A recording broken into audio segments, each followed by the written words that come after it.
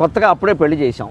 వాళ్ళని వెంటనే అల్లుడిని కూతుర్ని పిలిచి పైగా 3-4 రోజులు అట్టిపెట్టు ముందుకు వీలైన పండుగ. దీపావళి అంటే ఒకరోజు 2 రోజులు, ఇంకా మిగిలినవన్నీ శ్రీరామనవమి అంటే ఒకరోజు. ఇలాగా ఇది 4 రోజులు ఉండే అవకాశం కాబట్టి, పైగా మన కొత్త జంట ఎప్పుడు ఎవరింటికి వచ్చినా, ముఖ్యంగా పుట్టింటికి వచ్చినా అత్తారింటికి వచ్చినా 3 నిద్రలు చేయాలి, 3 నిద్రలు చేయాలి.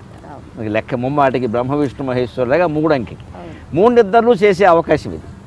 భోగి, సంక్రాంతి, కనుమ ఉంటే కనుమ నాడు రాత్రి కూడా పనుకొని మొక్కనుమ నాడు వెళ్ళమన్నారు, కనుమ నాడు వెళ్ళొద్దన్నారు. అందులో ఇది కూడా ఉంది. ఇవి ఇంత సావకాశంగా జరుపుకుందుకు అవకాశం ఉంది, రోజుకో పిండి వంట అన్నీ.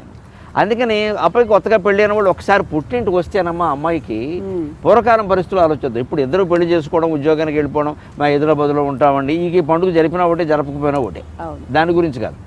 వాళ్ళు ఏదో ఆ సమయానికి విమానంలో జుట్టు విరబోసుకుని దిగడం ఇవన్నీ పెద్ద విషయాలు కావు. పూర్వం 25 ఏళ్ళు ఇంట్లో పెరిగిన అమ్మాయి అత్తారింటికి వెడితే అక్కడ అడిగిపోయి